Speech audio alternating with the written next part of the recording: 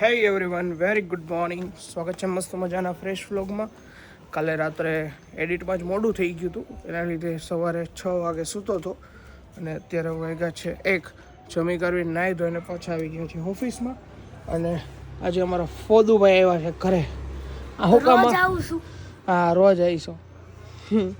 આનું રીઝન હું કાંઈ ખબર આવેનું એમાં એવું છે, વેદ આવ્યો છે હોસ્ટેલમાંથી, એટલે એની મમ્મીનો ફોન, હા એનો ભાઈ મોટો ભાઈ એ આવ્યો છે હોસ્ટેલમાંથી, એટલે એને મોબાઈલ એની પાસે હોય એની મમ્મીનો, અને આ ભાઈ ને આપે ને એ મોટો, એટલે આ ભાઈ અહીંયા આવતો રહે, મારી મમ્મીનો મોબાઈલ એમને પડ્યો હોય એટલે અહીંયા આવીને રમે રાખે.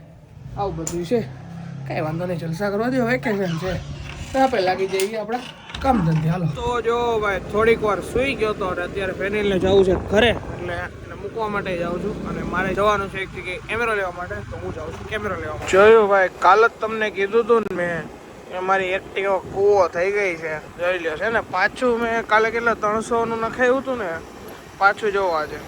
પણ કાલે ફરી એટલે પાલડીને એ બાજુ ગયો હતો, અને પછી રિંગ રોડ 2 વાર ગયો હતો, પણ તોય વિચાર તો કરો, પાછું લાલે આવી ગયો કાંટો. જોરદાર એવરેજ આપે છે મારી એક્ટિવા, લગભગ મને એવું લાગે છે 10-15ની એવરેજ આપતું હોય ને એવું બધું. તો આવી ગયો છું ઘરે, અને મમ્મી બનાવે છે રસોઈ. મમ્મી શું છે આજે રસોઈમાં? જો ભાખરી બનાવી.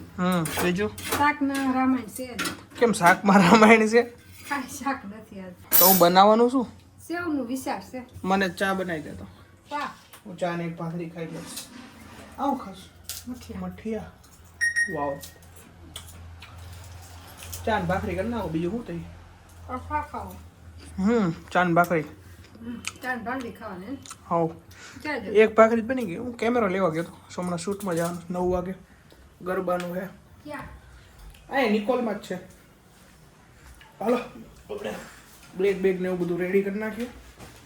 9:30 નીકળવાનું છે, 7:30 થયા છે. જમી કરવી પછી નીકળશું. જો ભાઈ, આપણું મસ્ત મજાનું ફૂલ દેશી ખાણું આવી ગયું છે.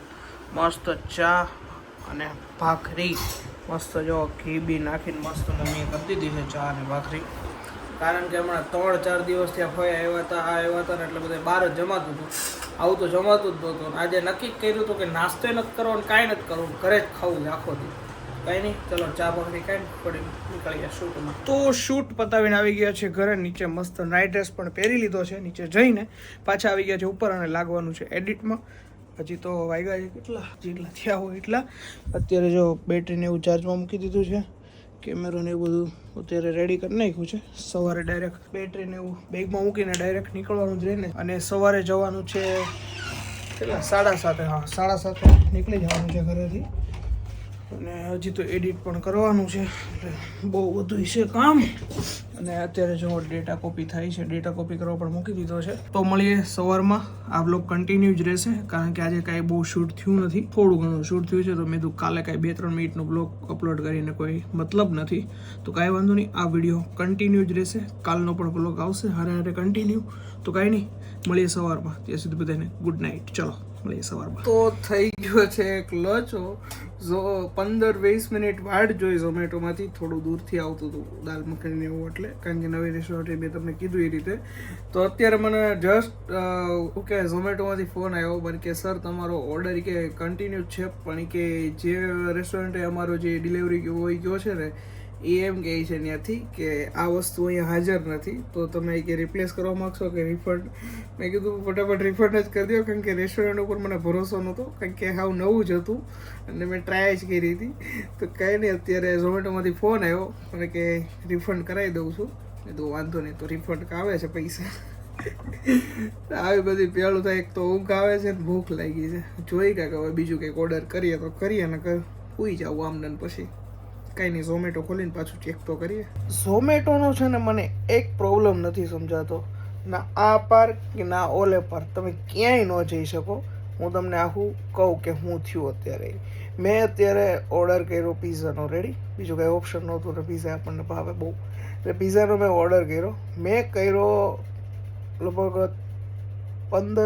20 મિનિટ પહેલાં ઓર્ડર કર્યો, અને 10 મિનિટ, આપણે 10થી 15 મિનિટ એની ગણી નાખીએ કે પ્રિપેર થતો હોય, ઓર્ડર બનતો હોય, એ બધું કરતો હોય, રેડી. તો એના પછી એ બતાવે આપણે, રેડી. પછી ડિલિવરી પાર્ટનર નહોતો મળતો, એટલે ટૂંકમાં આ એરિયામાં કોઈ ડિલિવરી પાર્ટનર નહોતો અવેલેબલ. તો એની એ લોકોએ 20 થી 25 મિનિટ રાહ જોવડાવી અને જસ્ટ બી કે અત્યારે લગભગ 1-2 મિનિટ થઈ હશે કે એ લોકોને ડિલિવરી પાર્ટનર મળ્યો. તો મેં ઝોમેટોમાં જે એનું હેલ્પનો ઓપ્શન આવે ને એમાં મેસેજ છેડ્યો કે મેં કીધું તમારો ડિલિવરી પાર્ટનર અવેલેબલ નથી તો મને રિફંડ આપો. કારણ કે મારે પણ આગળ મેં કીધું ગમે ત્યારે મેં કીધું હાલો હું કંઈક એરપોર્ટ જતો હોય કે કોઈ મારા બસની ટિકિટ હોય આ તે હોય તો ત્યારે તમે આવી રીતે કરો તો મારે શું લાઈન લેવાની. નો રિફંડ આપે અને રિફંડનો ઓપ્શન કેન્સલ દબાવો ને ઓર્ડર તો તમને ₹0 આપે, એટલે ટૂંકમાં કેન્સલ ચાર્જ તમને આપે નહીં. તો ઝોમેટોમાં આવું કેમ થતું હશે? તમારા લોકો યાર આવું થાય છે અને આવું થતું હોય તો એનું કારણ શું એમ? તમારા લોકોને આવું થયું છે કોઈ દી? જરાક કોમેન્ટમાં કહેજો ને. મારે તો દર વખતેના લોચા હોય કારણ કે હું રાત્રે આવી રીતે મગાવતો હોય ને એટલે કોઈ એવું નથી પણ આનું કોઈ ઈલાજ નથી એમ. ના આ પાર્ક ના ઓલે પર આવું થાય છે યાર. તો ફાઇનલી જો પીઝા આવી ગયા અને ખાવાય મળ્યો તો કારણ કે ભૂખ એટલી લાગી હતી ને તમને બતાવવાનું ભૂલી ગયો. તો કાંઈ નહીં ફટાફટ ખાઈ લઉં છું. કાંઈ નહીં સવાર મળીએ. હાલો હવે 6:30 ઉઠવાનું છે અને વાગ્યા છે 1:30. કંઈ નહીં સારું ચાલો સવાર મળીએ. Good night. હવે નહીં આવું ફરી વાર. Finally good night. તો ફાઇનલી થઈ ગઈ છે મોર્નિંગ અને નાહી ધોઈને થઈ ગયા છે ફ્રેશ ને વાગી ગયા છે 7:30. તો ચલો થઈ ગયું છે મોડું, ફટાફટ નીકળીએ. તો વાગી ગયા છે 1 અને ફાઇનલી ઘરે આવી ગયો છું. શૂટ બૂટ પતાવીને નાઇટ ડ્રેસ પહેરી લીધો છે. તો બસ આજનો વિડીયો એન્ડ કરી દઈએ. અને આજે તો કંઈ એટલે કંઈ જ શૂટ નથી થયું. કાલ રાતે કીધું હતું ગુડ મોર્નિંગ અને સવારે ગુડ મોર્નિંગ કીધું હતું, કાલ રાતે ગુડ નાઇટ. કાંઈ નહીં, વિડીયો ગમે તો લાઈક કરી નાખજો, ચેનલમાં નવા હોય તો સબસ્ક્રાઈબ કરી નાખજો. તો મળીએ નવા વ્લોગ સાથે. ત્યાં સુધી બધાને ગુડ નાઇટ.